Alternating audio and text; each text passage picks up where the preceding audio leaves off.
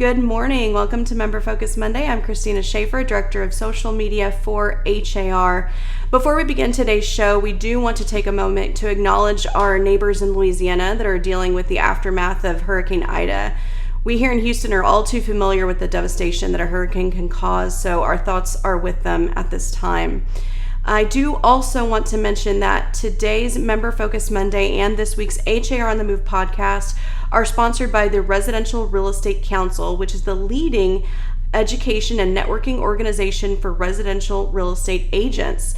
It awards the prestigious CRS designation to experienced realtors who complete advanced training and demonstrate outstanding achievement in the industry. With that, we do have two guests scheduled for this morning, but one of them is running just a little bit behind.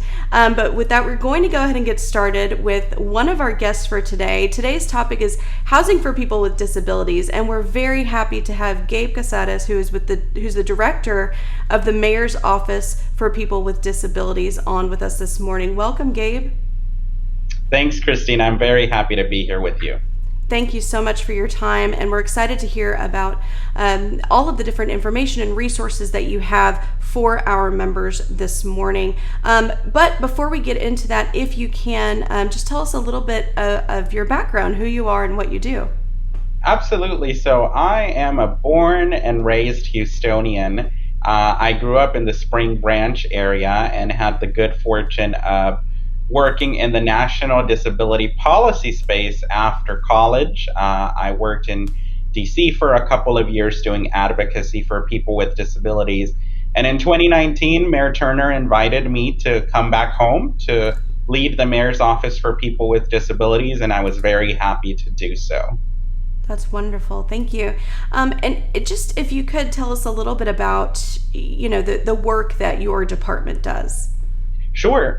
So the Mayor's Office for People with Disabilities is part of the City of Houston government, but at our core, we're an advocacy organization. Our responsibility is to ensure that the needs and priorities for the disability community are at the forefront of everything the administration does. And we ensure that people with disabilities have access to all of the programs, services, and activities that the City of Houston offers. We also help ensure that people with disabilities are represented throughout the different service organizations that are tied to the City of Houston through our different boards and commissions. So at our core, we advocate for people with disabilities, and it's our job to make sure that we have our finger on the pulse of the disability community, and we address issues in a timely manner, and we create programs and initiatives that support the advancement of disability rights in Houston.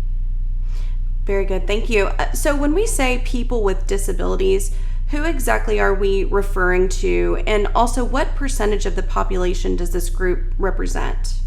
That's a great question. So a lot of folks think of the ADA as kind of the seminal disability rights law, and it is in many respects. It lays out a pretty comprehensive definition of disability. The basic definition of disability is a person who's limited in one or more major life activities or bodily functions. So that definition is very broad on purpose. Anybody who is impacted in any way that impacts their day-to-day, then they are a person with a disability. In the City of Houston, we're talking about approximately 215,000 residents with disabilities. People with disabilities make up 9.4% of the total population in the City of Houston. And I expect that number only to increase as we get updated figures from the census count from last year. Absolutely. And that makes me also wonder about potentially people with disabilities who maybe haven't come forward or announced themselves, if you will. So I wonder if that number is even higher in some cases. Also, the language is always changing. So what terms should our members use, and what terms should our members not be using? So I think disability has been stigmatized in our society in such a negative way that I see people regularly bending themselves backwards to avoid saying the word disability. I've heard things like differently abled, super abilities. I've heard uh, impaired, and it's okay. I give you permission to use the word disability. I am a person with a disability. My blindness plays an integral role every day in how I interact with my surroundings and with the people around me. So it's okay to say disability. It's not offensive. In fact, I think it's more offensive when we go about above and beyond to try to avoid saying the word. I think that makes perfect sense, and I think also in just like it is in many cases, if you don't know, you should just ask, right? You should ask what Absolutely. is the appropriate words, or what should I say here if you're not sure. And I think Absolutely. probably every person looks at it a little bit differently, but we're glad we have that permission from you, Gabe. Very good. So some of our members may assume that most people with disabilities aren't able to work, or they might not be in the home buying market. What can you tell us about unemployment patterns or trends for people with disability here in the Houston market? So, a lot of people with disabilities face unemployment or underemployment, but that's not because of a lack of desire to work. Like I mentioned while I was answering the previous question, Mm-hmm. disability has such a negative stigma that it impacts everything we do. So, consciously or unconsciously, people with disabilities face a more difficult time getting hired as a result. But that doesn't mean that people with disabilities are not in the housing market. There are people with disabilities who are employed. There are people with disabilities who receive Social Security benefits, Social Security disability benefits. There are programs that have been enacted in recent history. In 2017, Congress passed the Achieving a Better Life Experience Act, which allows people with disabilities to establish a special fund through a banking institution to save up to $100,000 to assist with expenses related to disability, like housing, healthcare, transportation, education, and a number of other uh, daily life activities. So there are a number of different ways that people with disabilities could have the resources required to participate in the housing market. That's wonderful. And I was going to ask Tom this question. Unfortunately, he's not with us yet this morning, but you might have the answer to this. So I'm just curious if you know of any data related to the percentage of people with disabilities that are leasing versus that are home buying. I don't know that off the top of my head. Mm-hmm. And I'm hoping that the housing department can get us that information. But I know anecdotally of a number of different people with disabilities, even in this housing market, which has been very hot Mm-hmm. here in Houston and across the country, that have sold and bought homes as part of that.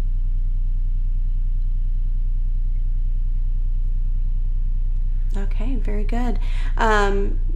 We just have a comment that came in from Val. Hola, HAR Houston. Thank you so much for addressing this important population. Absolutely, Val. So recently we had Daniel Bustamante, who's the executive director of the Greater Houston Fair Housing Center, on our program. And he stated that the group they received the most reports of fair housing discrimination from are people with disabilities. Do you get many complaints related to housing? And if so, what are they? That's the top call, Christina, that we get every day here at the mayor's office for people with disabilities is housing related calls. A lot of people with disabilities. Uh, well, let me start this way. The stock of affordable and accessible housing in our city needs work. So, a lot of people with disabilities find themselves in housing units that may not meet their physical needs. Hmm. So, a lot of the calls that we get is how do we modify, or how can I work with my landlord to modify my apartment unit or my housing unit so that it meets my accessibility needs? And that's a Hmm. real challenge because, contrary to the popular belief, the Americans with Disabilities Act doesn't dictate anything related to housing in that specific regard. That would be the Fair Housing Act. And the Fair Housing Act makes it very clear that the responsibility of providing any modifications to a housing unit to make it accessible fall on the tenant. They're financially responsible for providing those.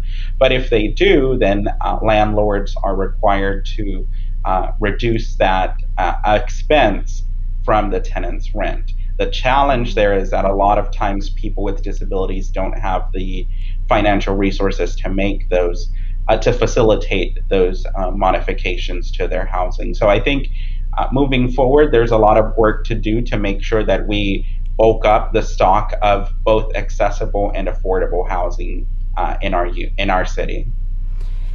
Yes, and Linda actually made a comment, not enough homes are built to accommodate people with disabilities. So with that and with the comment you just made, are there any policies that you are working on that would help protect people with disabilities here at the local level?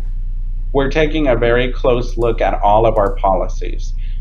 We're right now going through the discovery process to understand exactly what we have, what we don't have. We're identifying the gaps both through policy analysis and through the constituent calls that we get every day, so that we can build out a plan, an improvement plan that makes sense for the city of Houston and that really meets the needs of the disability community. So that work is definitely in process.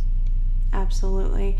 So, as you know, we have many realtors that are involved in commercial real estate and multifamily properties for sale or leasing, but, also single family. So, what are maybe 3 or 4 important things that our members should keep in mind when they are working with people with disabilities? So, one, no two people with disabilities are the same.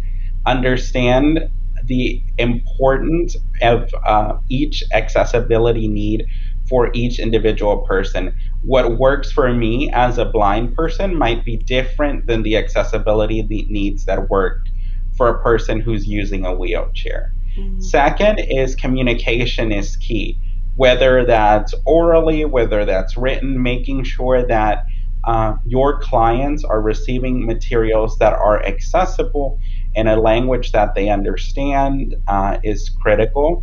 I think third, understanding the community. So it's great to find a housing unit that's affordable and accessible, but if it's not, for example, for me, who I'm a blind person, I'm never going to drive. I can drive, but it's frowned upon. But I think having access to public transportation is really important. So understanding those considerations. And fourth, like we mentioned at the top of the program, don't be afraid to ask questions. I think many issues can be resolved or avoided if the right questions are asked. It's all about building that trust, building that communication, and being flexible with the individuals you're working with. That makes so much sense. If you have any questions for Gabe this morning, now is the time. Go ahead and type them into the comments. I did see something that came up. Trish made a kind of a comment here. I thought that landlords were required to make reasonable accommodations for people with disabilities. What are your thoughts on that, Gabe, and what are you saying? So that's a common misconception. Reasonable accommodations only fall under Title I of the Americans with Disabilities Act. And I should say here that I'm not an attorney, and everything that I'm saying does not constitute legal advice. You should always seek the counsel of an attorney. Mm-hmm. But Title I deals with employment-related issues. And that's where we see the term reasonable accommodations. It is great if landlords would make sure that the documents they provide, for example, are in an accessible electronic format. But as far as home modifications, that falls under the Fair Housing Act. Mm-hmm. And actually, the Southwest ADA Center has a great housing resource that me and my staff use regularly, which explains this in more detail. Okay. We had a question come in from Connie. She said, what financial resources are available to tenants and landlords if neither party has the money to make modifications necessary to accommodate the disability? That's the biggest challenge we see right now. And that is part of the study that we're doing to figure out how we can best be of assistance to the housing market. I think that moving forward, we're going to have to take a hard look at our priorities and determine how best we can allocate funds to support a program like that, because that is a real challenge. Mm-hmm. And right now, the options available are very limited. Yeah, very good. And I was going to ask this question of Tom. If not, we can definitely put the housing website in the comments as well for their resources. But you might have an answer to this, Gabe. If you know of any programs available to assist people who might have a disability, or if they're on limited income, or maybe even first-time homebuyers. I know there's a lot of programs out there. Are you aware of any specifically? I know the city of Houston has programs for first-time home buyers. So I would refer everyone to the City of Houston Housing and Community Development website for more information. Okay, very good. There's some discussion going on in the comments about accommodations that could and should be made by home builders, even just things as simple as widening door frames and things like that. So absolutely. And also I did want to mention that HAR is offering a webinar this Wednesday at 12 noon. The link is in the comments to sign up. It is going to be serving the disability / special needs community. So make sure you take a look at that. Also, Gabe, and this might be just referring people back to the City of Houston website, but do you know of any programs that the City of Houston has for rental assistance? Yes, in fact, as part of our COVID response for folks that were impacted financially by COVID-19, the City of Houston and Harris County have a rental relief program that we have been working with folks to make sure that they can go through the process. And I believe that's HoustonHarrisRentalRelief.org. Additionally, I know that a lot of our nonprofit partners in the community have different rental and utilities related assistance. For the disability community specifically, the Houston Center for Independent Living was doing rental and utility relief assistance related to COVID response as well. I'm not sure off the top of my head if that program is continuing, but if you are interested, we're happy to reach out to our folks, our partners at the Houston Center for Independent Living, and find out. So don't hesitate to give us a call or send us an email. Wonderful, very good. I did just get word that Tom is not going to be able to join us this morning, but we will, I'm sure, have him on a future show. And we did share a link to their website in the comments, so you can go check out the Housing and Community Develops website for any resources that they might have. Gabe, also, I wanted to congratulate you on being named by the president to the U.S. Ability One Commission. Congratulations on that wonderful honor. Can you tell us a little bit about what that commission does? Absolutely. Thank you, Christina. That's very kind of you. The U.S. Ability One Commission oversees a national program that intends to promote the hiring of people with severe disabilities, including people who are blind. There are two central nonprofit organizations who assist us in managing the program. On the blind and low vision community side, it's National Industries for the Blind. On the intellectual and developmental disability side, it's Source America.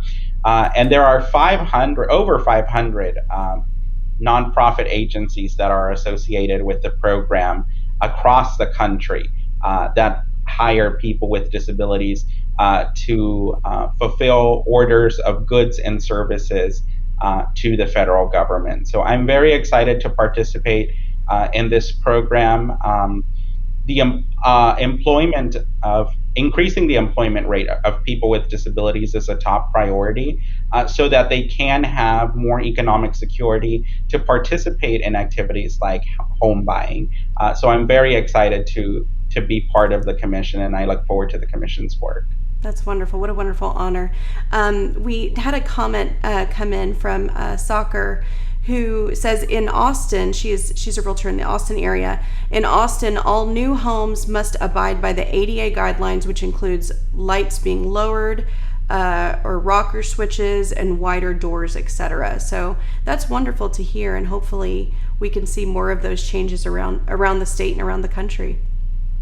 That's really helpful to know. See, information sharing like this, what we're doing today, is a great way for us to know what's happening in communities across the country, so that we can be informed as we develop our policies moving forward. So thank you for that.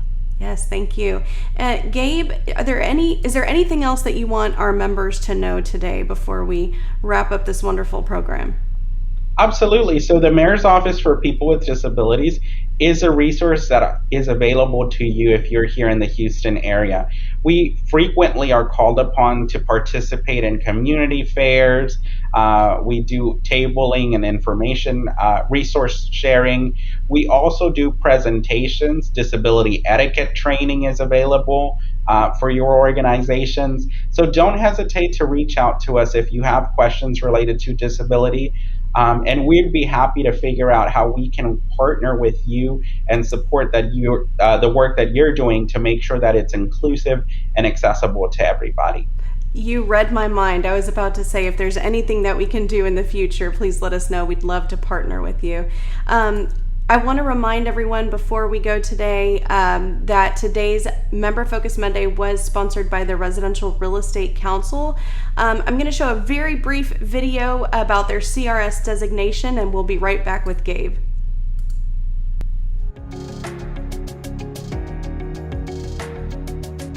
Your proven path to success starts here.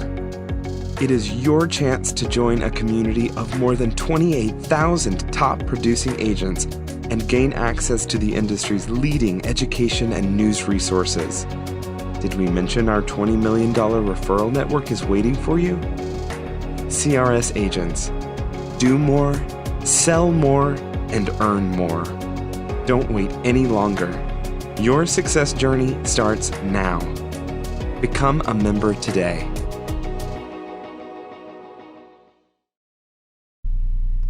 So Gabe, again, thank you for all the information that you shared with us this morning. This has been very helpful, enlightening, has our members talking in the comments, and they are sharing resources and information, as well as information about the CRS designation. So thank you again to the Residential Real Estate Council for sponsoring today's program. Anything else for us, Gabe? Sure. Every second Thursday of every month, the Houston Commission on Disabilities meets and to discuss issues important to the disability community. At the beginning of those meetings, public comment is available for anyone who would like to make an announcement or share a resource that might be of interest to the disability community. You can find more information about that on our website, houstontx.gov/disabilities, along with our contact information. So if we can be a resource to you, don't hesitate to reach out. Thank you so much, Gabe, for your time this morning and for sharing all this wonderful information. And thank you to all of our members for tuning in. Next week, we will not have a Member Focus Monday as it is Labor Day. So I hope everyone has a safe and happy holiday and a wonderful rest of your week. Thank you for tuning in. Bye-bye.